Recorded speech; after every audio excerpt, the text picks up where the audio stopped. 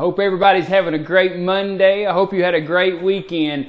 No, I usually don't get this dressed up for our Monday videos, but this past weekend is what would have been our State Association's 104th annual convention. It's a place that I get a chance to serve as the chairman of the board, but it's exciting because we get that chance to interact and engage with doctors across generations, doctors across throughout the state, and we get that chance to do that in a one-on-one setting, in a large group setting, and it's something that really we look forward to all year long. But this year, with everything, it's completely different. As with most things, we know those larger gatherings, those mass groups together, they're just not happening. But what we did this past weekend, we pivoted.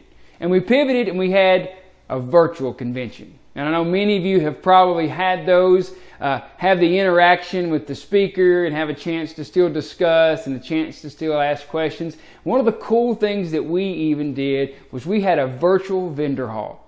Complete even with what looked like a virtual vendor booth that you would walk up to and talk to the vendor or company that we work with and be able to discuss things with them as their face pops up in the middle of the screen in the middle of this virtual vendor hall. But one of the cool things that it made me think of is the opportunity that we have in front of us to pivot, to do something that had been done for 103 years prior in person, gathering together over a decade.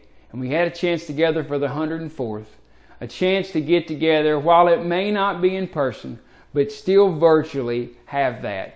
And it reminded me, instead of being frustrated that I don't get the chance to see some of those people that I'm excited to see every year, I don't get a chance to kind of sit with them and talk with them and hear their stories, I do get a chance still to celebrate them, to pick up the phone, to call them, to send them a message, to FaceTime them, to video chat, to do something to still have that interaction and remind them maybe this is our time of year we get together, but it doesn't have to stop us. We can still talk. We can still have time to fellowship. So this year, right now, think of what you pivoted for.